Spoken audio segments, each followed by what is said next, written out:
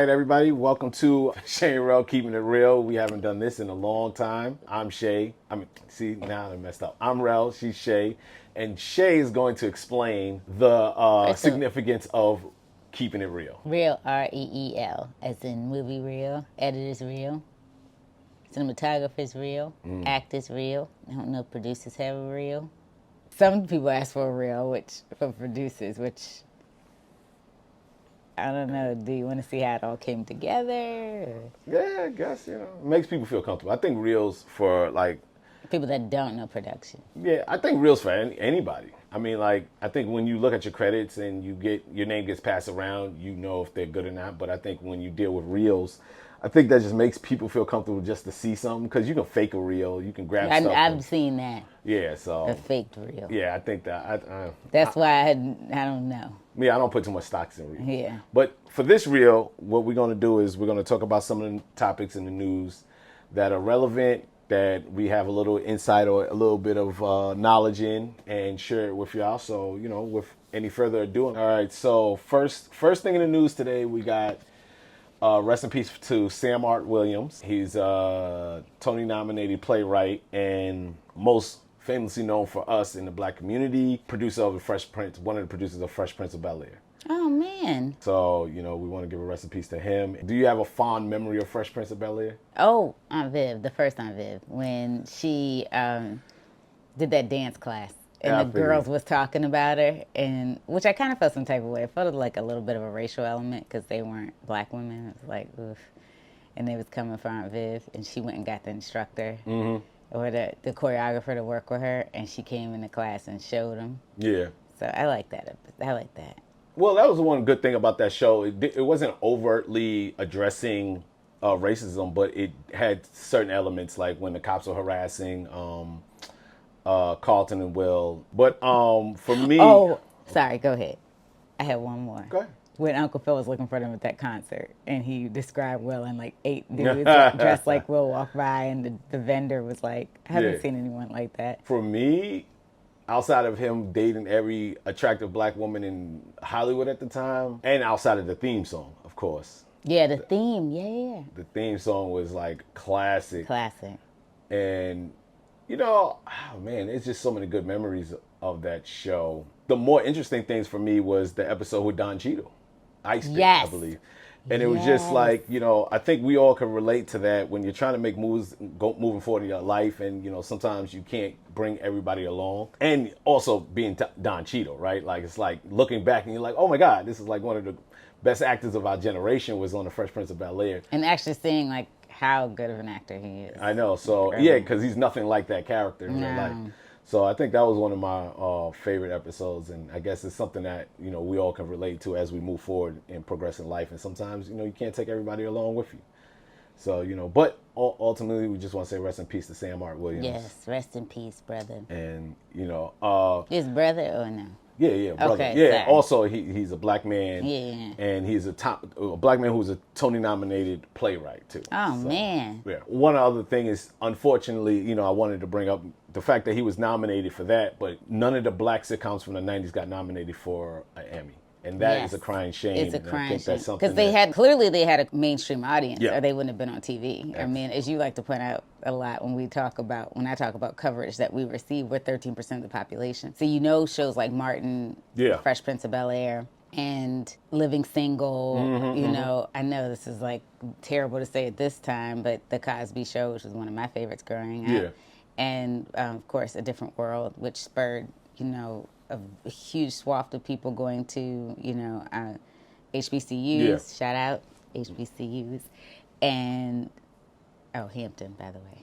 But I think that it is a shame that, they didn't receive nominations. I think Cosby did, though. Yeah, I don't want to say no black sitcoms. But, I mean, more like the late 90s, early 2000s. Yeah. Martin, Fresh Prince, Family Matters. And if you think about it, a lot of those, it's really weird for Fresh Prince, too, because it was a family comedy, whereas like the other ones were single black professionals, even though it's like, why did they, Friends got a lot of nominations. So I'm just saying, like, I think that we were trying to show we live the same way. Yeah, We're not monolithic. We have jobs, good careers. We're working towards having a better life for our families. And, even though I did, like I said, love the Cosby Show, we didn't have to necessarily have that life for it to be an acceptable lifestyle. All the friends were single. They had babies, not married. It's like, so things like that. And we were portraying similar lives, and still it wasn't accepted. So I think that is interesting, but we're still so far from the mark in Hollywood. But I don't know, maybe one day we'll get there. Well, Abbott Elementary is getting their get back. So yes. Carrying on with the news, there's been an announcement. I don't know if it's a teaser drop yet. I have to look, but Aldous Hodge will be playing Alex Cross on the Amazon series. So that's gonna be dope. I was wondering who, as long as it wasn't. Yeah, we know. Thou who shall not be named. Thou who shall not be named. He's our Voldemort. Now we get into a little bit of heavier news. So AMC Network's film group head Scott Schumann said moviegoers need a re-education to be lured back into the theaters. So as people know, the theaters, since the pandemic or during the pandemic till now, movie tickets have been kind of decreasing.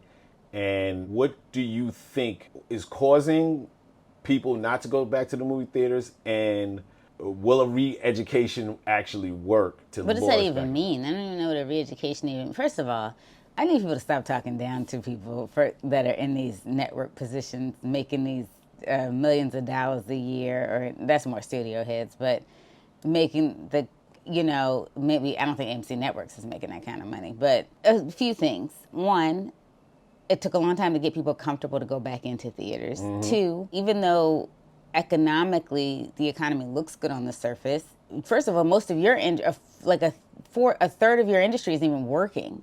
Are you freaking kidding me? So re-educate people on that. And maybe people aren't going to theaters because they want to see content they grew up on. Because first of all, the audience you're appealing to, let's be real, are older. And that's why AMC Networks is even speaking on it, right? So they don't need a re-education at all. They were going to the movies. Yeah. What they don't understand is spending the kind of money that theaters now. I mean, when we were growing up, it didn't cost almost $30 a person to go to the movies. Now it does. The only time you get a break where it's maybe, no, it's still like where it's maybe $16, $17, $18 a person is possibly a matinee, which... Okay, if it's not a weekend, when do you have time to go see that? That's one thing. And two, I mean, clearly they're targeting a certain demographic when you're remaking The Fall Guy from the 80s. Like, come on. Like, you know what I mean? Like, I remember that show as a very small girl. So you're clearly targeting a certain demographic that will remember that show being on. It's because you're not talking to younger millennials and Gen Zers or, maybe Gen Alpha when a children's film comes out and an animated project comes out. But you're definitely not doing it with half the stuff half the stuff you guys are putting out are what Gen Z grew up on. Yeah. So that's what you're trying to do. But at the same time, maybe they're looking at it like, I'm not going to spend $100 and some for a movie night, and I haven't even included dinner. Yeah.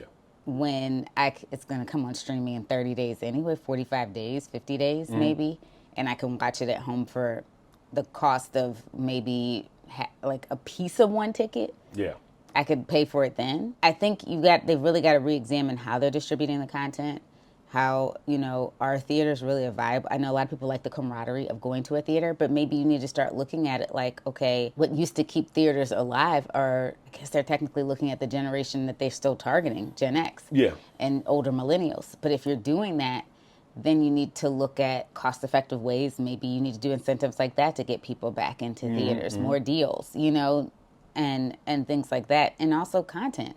There hasn't necessarily been a film maybe in months that I've been like, ooh, definitely got to go see that, like since The Equalizer maybe. So I think that's it too. Like what are you putting in theaters that people really want to go see? I think that's another thing too that people have to really start to think. You're not even making independent projects like that anymore.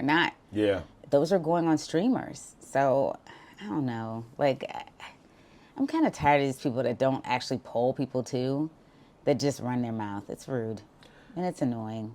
Yeah, I think for me, my initial thought is, are they paying attention to what the next generation and the generation after, their preference in viewing, right? Yeah. Like on laptops, cell phones, iPads.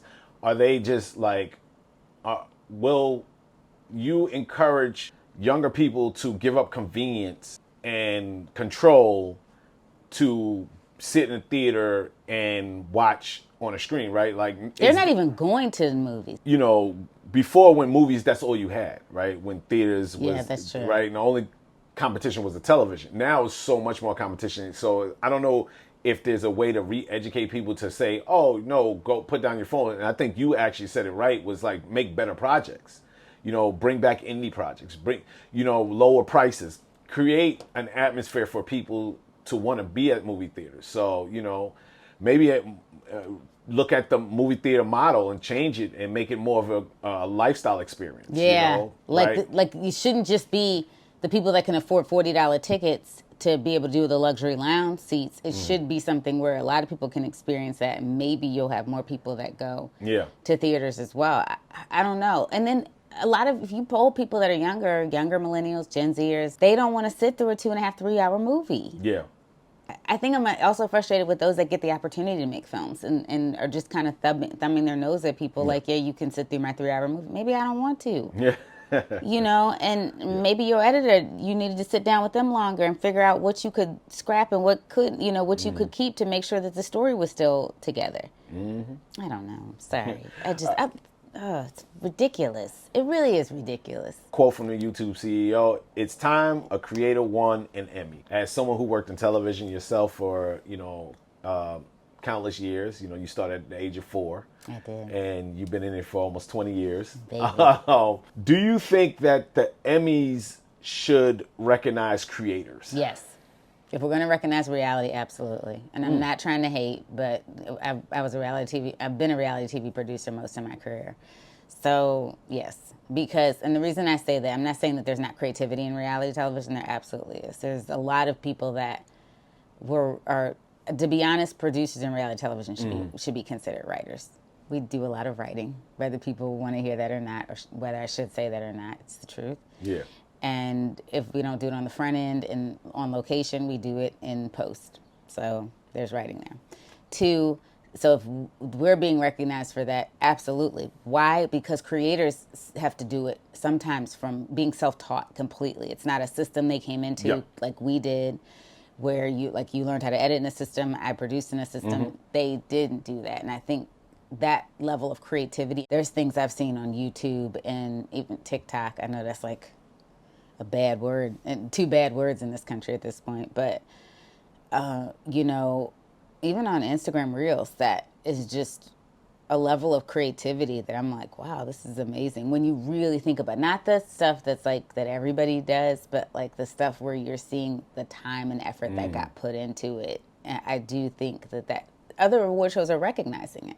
So I think it is time to do that for the Emmys, absolutely. Because there's a whole 2.5 generations, Gen Z, Gen Alpha, and the younger millennials are watching YouTube, TikTok, and Instagram Reels content more than they are TVs. They actually have parents who work in our business that say that.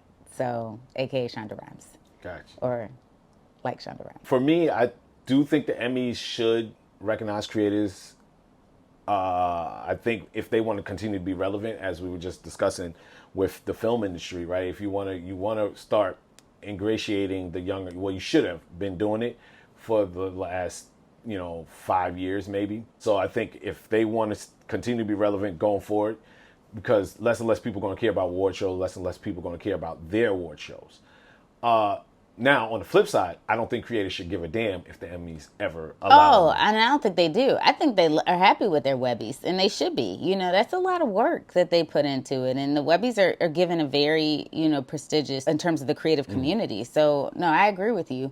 And I think it's going to take a long time for the Emmys to get there, just like it did with reality. Yeah. I mean, that wasn't a turn within, that's only been within the last, 15 years or so that we've seen those categories. So, absolutely, I agree with you. Yeah, I just think the system, as you were saying, because the Emmys is based off of people who worked within the system, built the system, and whatever, and the I think the independent creator model, what makes it special is that they kind of in a way are thumbing their nose at the system. They're not hating on the system, but they're just like, all right, They knew the system wouldn't let them in. We don't want to adhere to gatekeepers. So to me, it's like, well, then why would you want an award from a gatekeeper?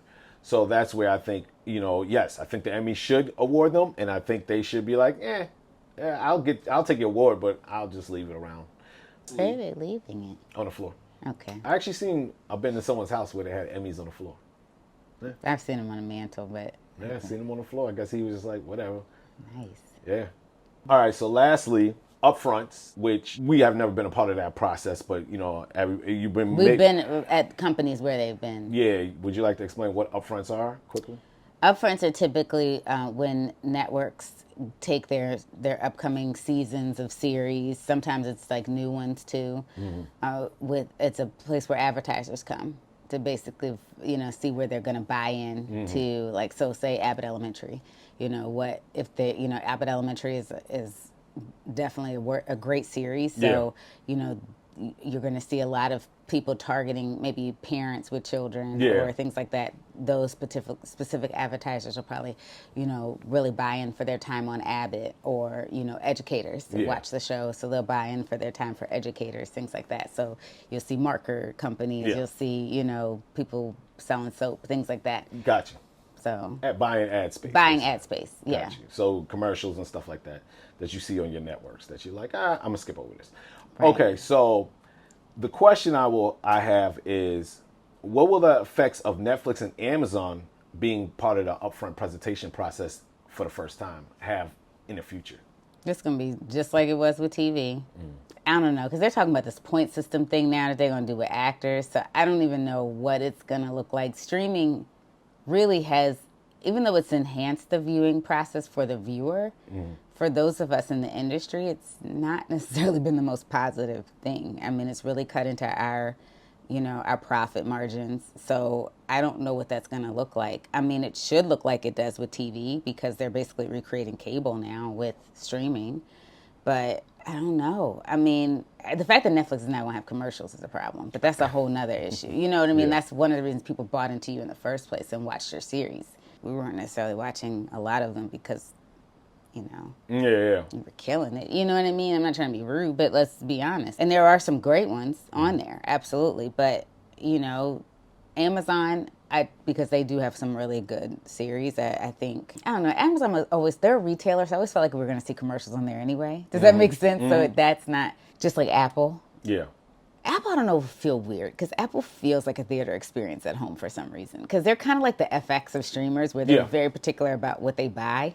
And they have very long shows. Like some of them are hour, 10 minutes, hour, 15 minutes per episode. Like where they feel like they cut up a movie. Yeah. So I don't know. I feel like maybe they would be different, but Amazon and Netflix, I don't know. I think it'll be just like the networks. I think they'll definitely have their target demos per show, which demographics, who age, background, socioeconomic status, things like that. They'll look at like who they're targeting per show. So if you look at a show, it ended, but never have I ever, young people. So you're going to probably target, it's a YA audience. You're probably going to target a lot of young adult, style advertisers. Yeah. So for me, I think like this may have some long-term effects in the way that cable is suffering right now. Not right now, obviously. I think streaming is king right now, but I do feel like independent creators are going to look at them as still gatekeepers, right? Yep. Like I think so. As creators are increasing in revenue right now, right? Like they're getting, like, I forgot what the number was. It was something astronomical.